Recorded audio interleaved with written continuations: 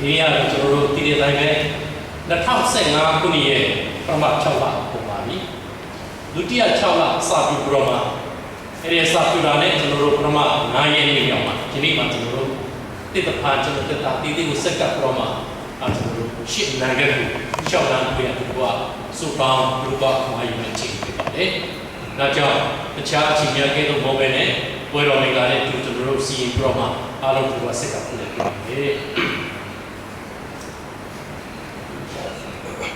ယောဟန်ခန်းကြီး1ခန်းငယ်16ရှင်ယောဟန်7 sorry ရှင်ယောဟန်1ခန်းငယ်16လူပေါ်ပြတ်တာလေဆိုတော့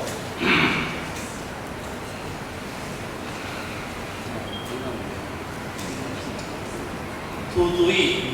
ပြည့်စုံခြင်းပါလေကျွန်တော်တို့အဲ့ဒီမတိုင်ခင်တော့ကျွန်တော်ယေရှုခရစ်တော်ကြောင့်လူစားတိကိုခံတော်မူတဲ့ခရစ်တော်ကြောင့်ပြောပြီးမှသူသူဤပြည့်စုံခြင်းပါလေဂျေဇုတော်တပါးမှထပ်ဆင့်၍ဂျေဇုတော်ကိုငါတို့ရှိသမျှခံရကြတယ်ဒီကြောင့်ဒီနေ့ဝိငါတော်မှာဒီကစဉ်းစားဖို့ရန်ပြင်ဆင်ထားပါမယ်ဒီမှာကျွန်တော်တို့ကမာကျမ်းစာထဲမှာသူသူယေရှုခရစ်တော်၏ပြည့်စုံခြင်းပါလေဟုတ်ပြီဂျေဇုတော်တပန်းမှာနောက်ထပ်ဆင့်တော်မှာဂျေဇုတော်ကိုငါတို့ရှိသမျှခံရကြတယ်ဒီမှာထပ်ဆင့်ဂျေဇုတော်ဘိုးတော်မှာများတဲ့ဂျေဇုတော်မတမပြည့်စုံကုန်လုံးနဲ့ဂျေဇုတော်ကြောင့်တော့ပေါ်ပြထားပါပဲ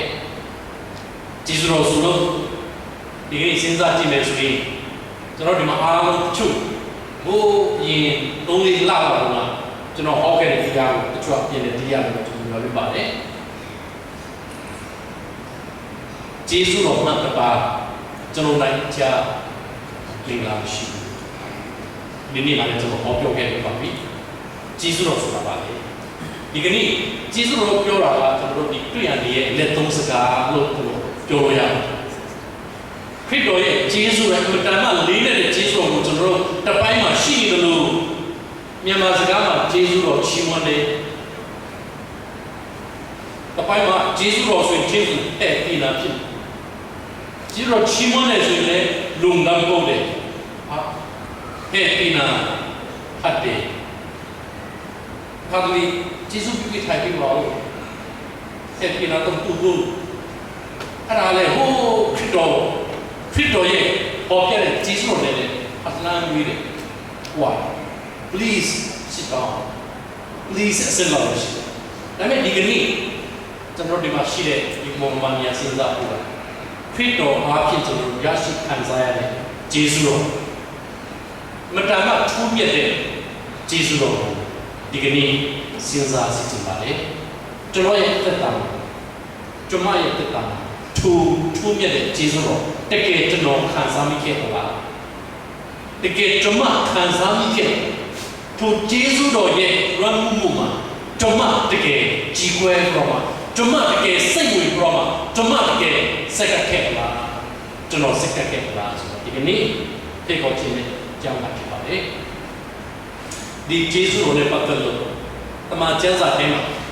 ခရစ်တော်သူနဲ့ဒီစာရီကြွတော့မှာကျွန်တော်ကောင်းကင်နိုင်ငံကြောင့်ဟောပြောနေတဲ့ချိန်မှာရင်ဆိုင်ခဲ့တဲ့အဖြစ်သမီးနှစ်ခုကိုရှင်းတော့ကျွန်တော်ပေါ်ပြချင်ပါတယ်အဖြစ်ပြက်လေးအဲ့ဒါကတော့ပထမကတော့ရှင်ယောဟန်ထဲမှာတွေ့ရတယ်ဒုတိယကတော့ကျွန်တော်ရှင်လုကာထဲမှာတွေ့ရတယ်ယေရှုရှိတယ်ဖာရိရှဲရှိတယ်အမျိုးသမီးတယောက်ရှိတယ်သူအမျိုးတဲ့ဘဝဖြတ်တိုင်းခဲ့တဲ့ဘဝမှာဖြစ်ခဲ့တဲ့ဂျေဇုတော်ကိုဒီနေ့စဉ်းစားစီချင်ပါလေပထမတစ်ခုကတော့ဘယ်မှာလဲဆိုတော့ယောဟန်ခန်းကြီး8ငယ်1ကနေ7ထဲမှာတွေ့ရတယ်ဖာရိရှဲဆိုတာကတော့ကျမ်းတက်ပုဂ္ဂိုလ်ယောက်ျားကြီးအရွယ်အားဖြင့်လည်းကျွန်တော်အနည်းဆုံး90ကျော်ပဲတဲ့ဖာရိရှဲအစ်စ်ပြီးတော့ဒီဖာရိရှဲရဲ့အလောကပါလေဆိုတော့တမန်ကျမ်းစာထဲမှာရှိတဲ့ပုံသင်ချက်တွေကိုလုံးစီဖတ်စီလေ့လာပြီးမှလ လိုက်လျှောက်ဖို့ရကြိုးစားလို့ပြင်သူများကလည်းတုံတင်တဲ့ဟာရရှိအမတမပန်ရှိဘရမသူတို့ဒီပြည့်ရဲ့ဒီတိုင်းတက်ရှိခဲ့ပါလေလို့ပြောနေတယ်လူတွေဒီဖန်ရှိကယေရှုကိုကြည်ဘရမယေရှုတဲ့နာမမှားတယ်ငါတို့ဘယ်နေရာမှာဒီယေရှုဆိုတဲ့လူငယ်တို့ဖမ်းနိုင်တယ်ဆိုတာကြိုးစားခဲ့ချိန်ဖြစ်ပါလေအဲ့ချိန်မှာခုနပြောတဲ့အမျိုးသမီးတယောက်တမန်ကျမ်းစာထဲမှာကြည့်လို့ရတဲ့အချိန်မှာဟန်ပရောမယောက်ျားမဖမ်းဒီမျိုးသမီးပဲခေါ်လာပရောမယေရှုရှိမှာယေရှုမောရှိ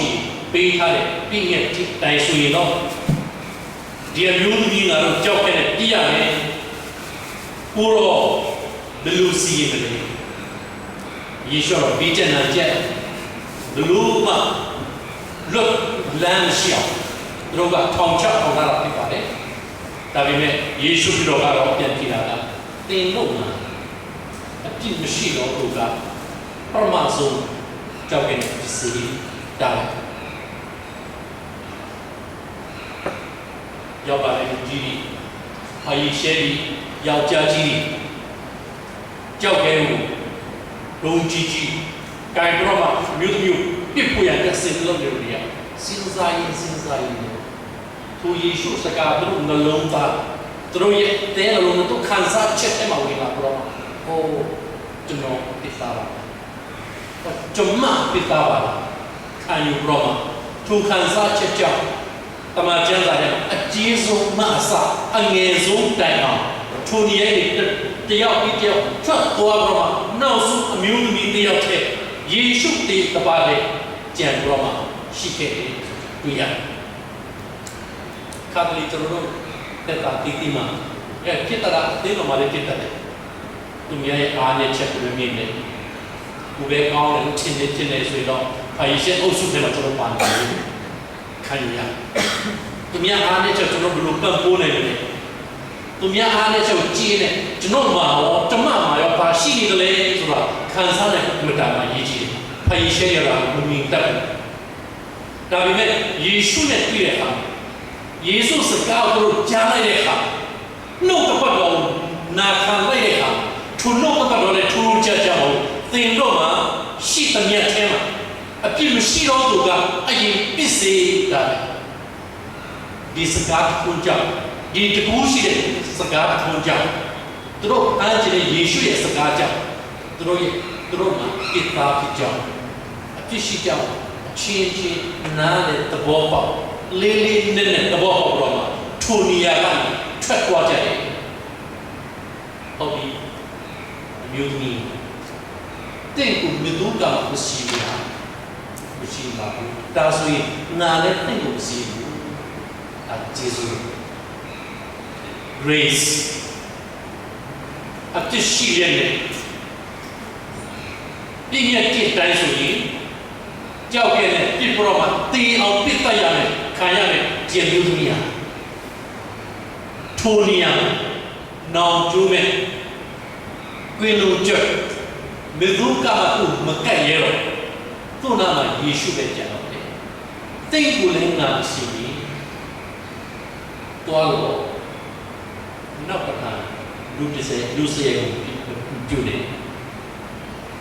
သူလွတ်ချင်းခွင့်သူတည်ချင်းမှာလွတ်ချင်းခွင့်ဟာဒီအမျိုးသမီးရဲ့အမတန်မှကြီးမားတဲ့လွတ်ချင်းဖြစ်တယ်လို့တမန်ကျမ်းစာကပေါ်ပြတဲ့ကျွန်တော်တို့ဂျေဇုတော်ဆိုတာဒီဂျေဇုတော်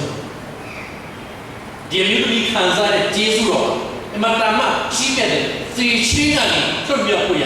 လွတ်မြောက်ခြင်းကြီးမားတဲ့ယေရှုပြရဲ့ကောင်းမြတ်ခြင်းဖြစ်တယ်ဒါကြောင့်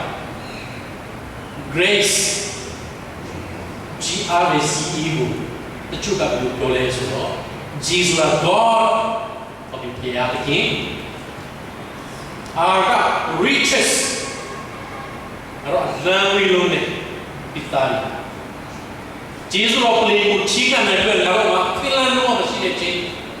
ထ သူယေရှုကသူဖခင်ကငါတို့ကိုလှမ်းနေနေတာကြားထဲမှာကြောက်ကဘာကြီးရှိတယ်တရားကြီးခင်ပေးဆက်သွယ်တယ် God reaches လှမ်းနေ ACE at Christ's expense ခရစ်တော်ရဲ့စတင်ခံမှုကြောင့်ယေရှုခရစ်တော်ကိုသုံးပြုပြီးတော့မှယေရှုခရစ်တော်တရားခင်ပြီးတော့မှဖခင်ကပိတ်သားကိုကျွန်တော်တို့မှန်းနေနိုင်လောက်အောင်ကျွန်တော်တို့လာထိကျွန်တော်တို့နားနေနိုင်ခြင်းကဲနေနိုင်ခြင်းဆိုတာ grace GRSE လို့ဖြစ်ပါတယ်ကျွန်တော်ကြားဖို့ပါတယ်ဒီအရာကိုဒီမျိုးသမီးကခံစားခဲ့ကျွန်တော်စစ်တော့စဉ်းစားကြည့်ဒီမျိုးသမီးဟုတ်ပြီယေရှုသူ့ကိုထားခဲ့တယ်တွားလို့နောက်တစ်ခါအပြစ်မလုံးနဲ့ဒါပဲကျွန်တော်စဉ်းစားကြည့်တယ်နောက်တစ်ရက်နောက်နှစ်ရက်နောက်တစ်လနောက်တစ်နှစ်ရှိလာတယ်အဲ့ဒီချိန်မှာခုနကသူ့ကိုပြစ်သက်ဖို့ရတဲ့ကြောက်ခဲနဲ့ရောက်လာတဲ့သူတို့ရေးဆိုင်ဒီအမျိုးသမီးကိုဒီဖာယေရှဲတွေကဒီယောက်ျားကြီးကြီးတွေအမြင်နဲ့ဟာဘယ်လိုများခံစားကြလဲငါတို့တစ်ခါတော့အဖြစ်ရှိလို့ငါတို့တန်းတာငါတို့တရားရှိဖို့ရတဲ့မောရှိရဲ့ဒီကတိတိုင်းဆိုရင်ငါတို့ကကြောက်ခဲနဲ့တပ်ဖို့ပဲခုငါတို့ဘာမှလုပ်လို့မရဘူးနာကြီးဆိုတဲ့နေရာခံစားဖို့မဟုတ်ဘူးယေရှုရဲ့စကားကြောင့်ဆွတ်တဲ့ဒီအမျိုးသမီးကြောင့်အမြဲတမ်းပဲဒီယောက်ျားကြီးတွေကသူများရဲ့အဖြစ်ကိုပဲကိုမီပြောပြောတဲ့လူတွေကဟောကျွန်တော်ပြသပါကျွန်မပြသပါကျွန်တော်မပြည့်စုံပါကျွန်မမပြည့်စုံပါလားသူရောက်တဲ့နေရာတိုင်းမှာရည်တွင်းမှာရက်ွက်ထဲမှာဈေးဆိုင်မှာလမ်းပေါ်မှာဒီအမျိုးသမီးရောက်တဲ့နေရာတိုင်းမှာလူတိုင်းကထိုယေရှုရဲ့ကောင်းမြတ်ခြင်းယေရှုအပြင်သွတ်မြောက်ခြင်းအကြောင်းကိုမြင်နေတယ်လို့ကျွန်တော်ခံစားမိအဲ့ဒါမတမ်းကြီးမားတဲ့ဂျေဇုတော်ဖြစ်ပါတယ်သူဂျေဇုကိုချီခံပရောမှာနောက်တစ်နေ့ကျတော့ရှင်လုကာခန်းကြီး9ခန်းရဲ့36ပိုင်းဖတ်လို့ရှိရင်လာပြန်ပြီဖာယေရှဲဒီဖာယေရှဲကျတော့နာမည်ကတော့ဆိုင်းမွန်ရှိဖို့ယေရှုဖိတ်တယ်သူ့အိမ်မှာသမင်းစားဘူးယေရှုခရစ်တော်ဘုရားကိုဖိတ်ပြီးတော့အိမ်မှာဂျူဒာကြီးရဲ့အစဉ်လာလိုက်ဆိုရင်ကိုယ့်ရဲ့အဲ့အထူးအဲ့ဖိတ်ပြီးဆိုရင်အိမ်ရောက်လာပြီဆိုရင်ပုံတော်ထဲမှာပေါ်နေတဲ့ဒီလူတွေကအတိကသူတို့ရဲ့အဲ့ခံခြင်းတလေးတစားနဲ့လူကြီးကိုအဲ့ခံတယ်လူတွေဖိတ်ပြီးတော့အဲ့ခံတယ်အကျင့်ကဘာအစဉ်လာတွေသူတို့ရှိတယ်ဆိုတော့ရောက်လာပြီဆိုရင်ခြေတော်ဆေးပေးတယ်ဆိုတော့အိမ်ရှိဝင်တော့မှာကျွန်တော်တို့ကြီးအင်တုံလေးပြီးတော့ဆေးပြီးဆိုရင်6ပုတ်ပေးရတယ်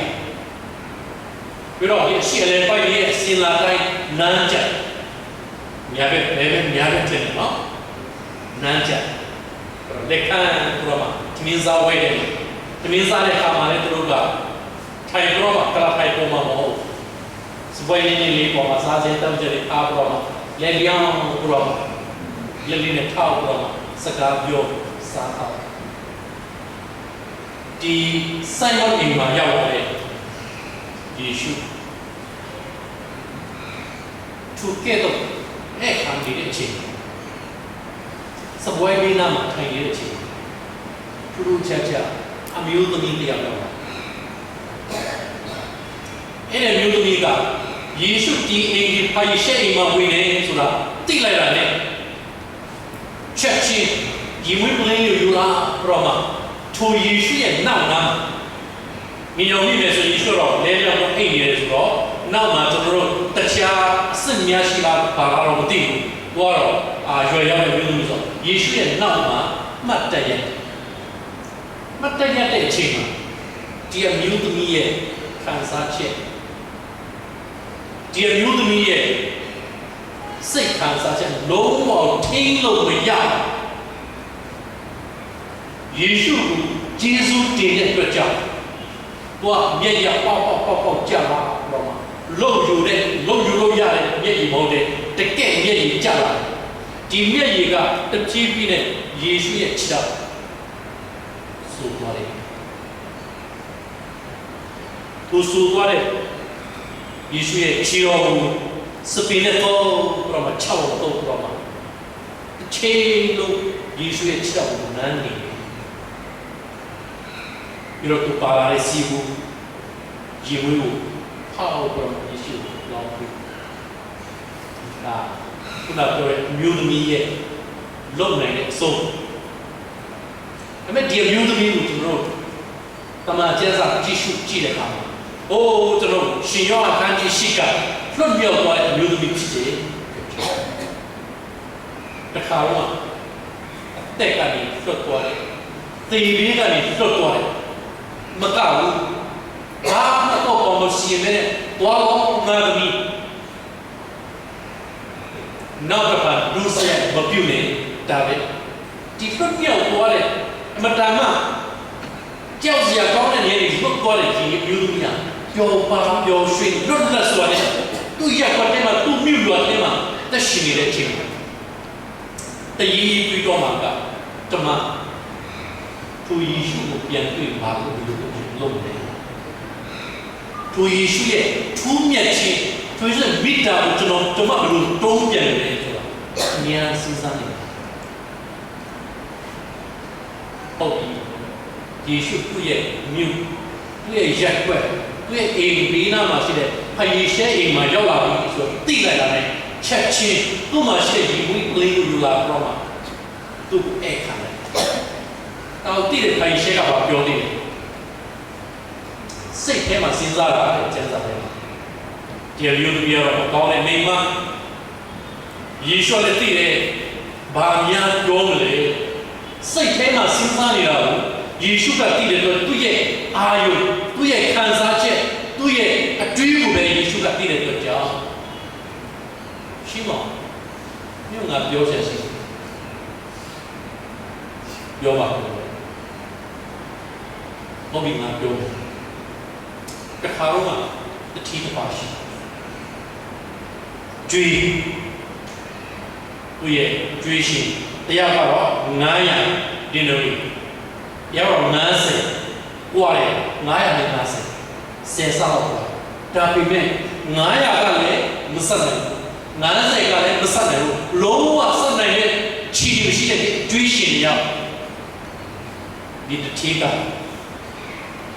ကျွေးဖြေလိုက်မဆက်နိုင်တော့ငါခွလွတ်လိုက်ပြီးဆက်စင်လို့တော့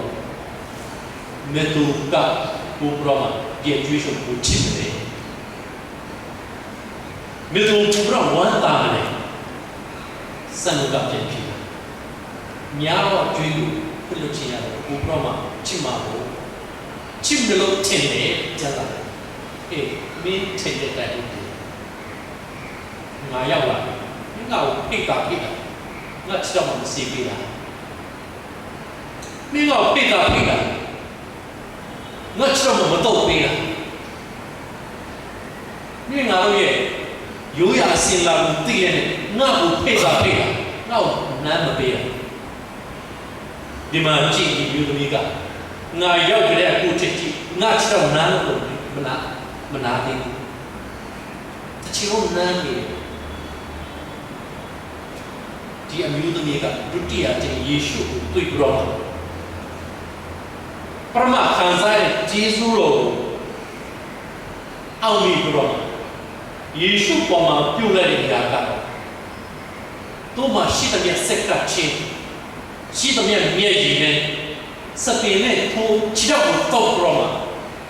ဆက်ကပြီးတော့သူ့မှာရှိတဲ့ယေမုတ်လေးကိုထုခွဲပြီးတော့ယေရှုလေးကြီးတယ်ဒီရတယ်ဒါကိုယေရှုကအတိမပြုတော့ဒါသမီးသင်ရဲ့ယုံကြည်ခြင်းကသင်ကိုလွတ်ချင်းပြုပေးတယ်ငြိမ်းချမ်းစွာသွား going peace သင်ရဲ့ယုံကြည်ခြင်းက thing look like 이게 저는 신사지니까 이게 깊게 묘들이 뭐 대학에 모아 시험할 때 이 앞에 듣고 저는 그냥 신사지 저는 신요한가 간지 때 세척보다 저는 법이야 그 제작자님아 주두이 기술 체험하네 좀 이게 우버에 야 기술 법이야 대신 법이야 karena ukrea si Roma tu butale no pada Roma tu aci kateng ya ansin harap tu pia tu pasi Roma tu ni alle tu pasi Yesus pia Yesus ne pia di Roma kan ye se chama tu i Yesus chima le Yesus lo de ba ma thasin yue Yesus lo na lo a lo di kan ya ja kit lo chi Yesus lo Api kata dici itu. Tiki Yesus akan terus yakin su Yesus loga tawa teki. Yoma kami cakap setumen opiak apa? Tu Yesus kan sana jenuh cemara. Digini tu ye asiku kaya aku tu apa sekat tu yang tu aku yang kaya tu lah. Dia pasti Yesus dah. 이게 피대 따위 시대 따위 또 돼. 색깔나래 색깔 들어래 이슈가 좀 내타네야 이게 저로 그냥 이게 용기구리의 투명의 가사의 제수로 기도 지도이 뭐말로 이슈의 에덴 진수 제수 이 제수로 뭔가 또 돼. 색깔야매 제수로 tu jiro kanza china pi tu ate sa cha ko jono second na kuya kwe ka ka mi ni tu ya kanza ro igini waro mi la le tu jono tuma Yesu ya Jesu ro teke sis na kanza mi la kanza le tai jono tuma tong pyan khe mu la jono tuma tong pyan jono tuma digini Cina ye lah, sinza Roma, boleh mengapa? Cenderung yang dua, cenderung tekok kami. Boleh cenderung new sisi kami, new sisi mana surau cenderung boleh.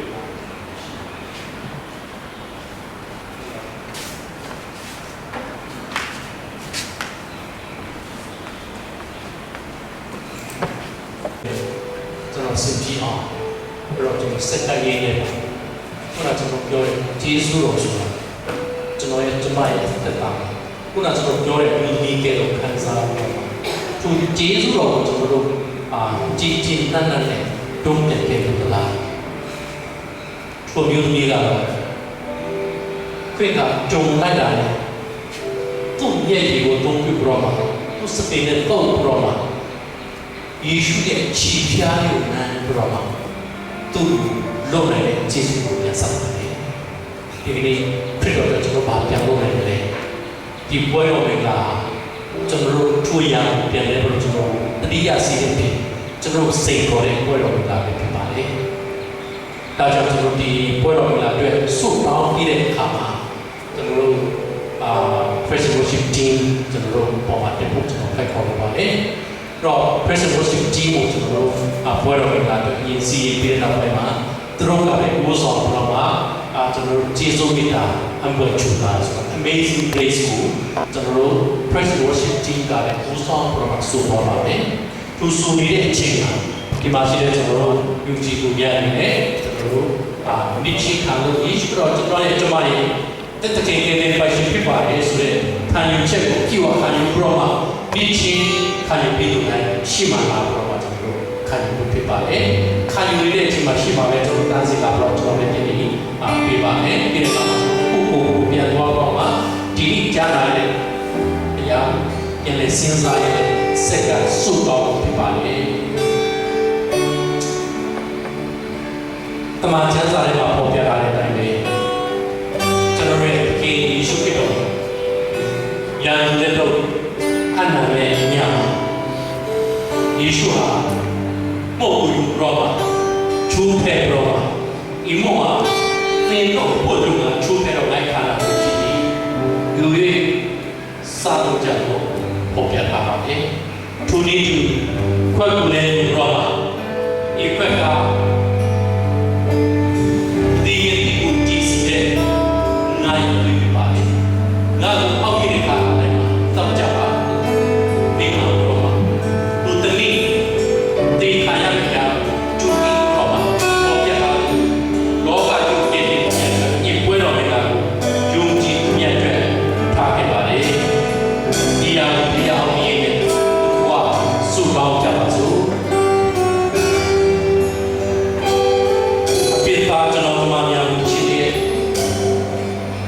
အပြစ်ရဲ့ခါကြောင့်တရားနဲ့ကျွန်တော်ရဲ့ကျမတို့ရဲ့ဝိညာဉ်ကဲ့တင်အပ်တော်လားဒီလောကကိုဒုစရကိုခံနေတာကခန္ဓာကိုယ်ချုပ်တဲ့ချိန်ခံရတဲ့အသွေးတော်ဘုရားကကျွန်တော်ကဲ့တင်တော်ယေရှုခရစ်တော်ဘုရားကျေးဇူးတော်ချီးမွမ်းလာပါ၏ကျေးဇူးတော်ချီးမွမ်းပါ၏အဗျာယနေ့သူကျေးဇူးတော်တက်တဲ့ကြောင့်ကျွန်တော်တို့ဒီရှော့ချင်ခွင့်ရတော့ကြောင့်လေဂုဏ်တော်ကိုချီးမွမ်းပါ၏ဒီကိုရောရှိထားခဲ့တဲ့အတိုင်းဤပွဲတော်တွေလောက်ကျွန်တော်စီရင်ခြင်းပါတဲ့အခါမှာကိုရောရှိပြရဲ့ခန္ဓာကိုယ်ကိုစားဤဘုံကိုရောရှိပြရဲ့အသွေးတော်ကိုစားဤခွဲ့ကိုသုံးဆောင်တဲ့အခါမှာရောက်တိုင်းအတွက်ကိုရောရှိပြဤကဆိုတဲ့ရှိဒီသားကကိုရောရှိပြကျေးဇူးတော်ကိုခံစားရတဲ့သူကျေးဇူးတော်ကိုပြည့်တဲ့လုံးပြနိုင်ဖို့ရစက်ကရတော်ပွဲတော်တွေကဖြစ်စီတော်ပါယေရှုနာမနဲ့စက်ကပါပါဗျာအာမင်ခရစ်စတီအလားတူရှိပါတယ်ပါ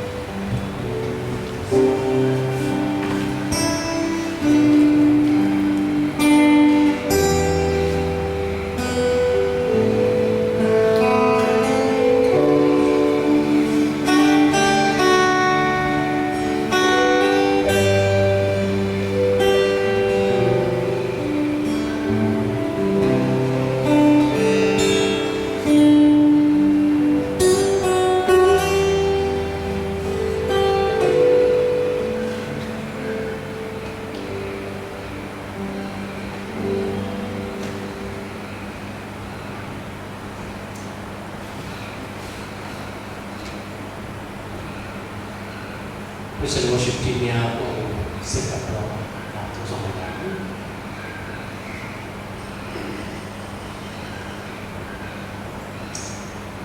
The Amazing Grace of the King Jesus on yet ang buhay chufa Ikchiri ka Tapang kuniya na yung masik na kundi mag-uwi bro Pao siya na kuna kundi ma Kuya tuwale Newton sa sudah dipakai kebama mendapat nama jilid terus dama jilid dipakai di cinta dan telur kita dalam sisa jenol kemarin tetapi tiada jenol tiap yang berapa Europia yang jiro yang dia jilid itu Europia sekarang punya dipakai presiden jiro Roma di Roma di jiro soal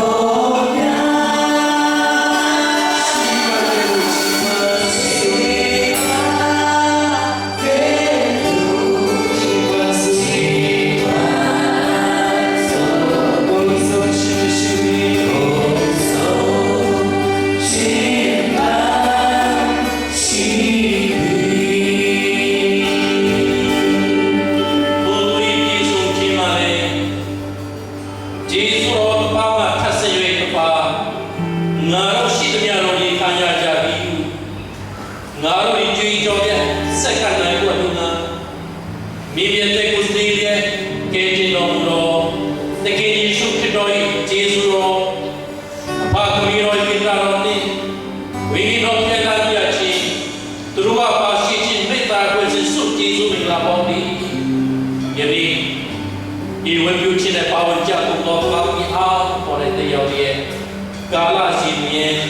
တည်ရှိတည်နေပါစေလို့အာမင်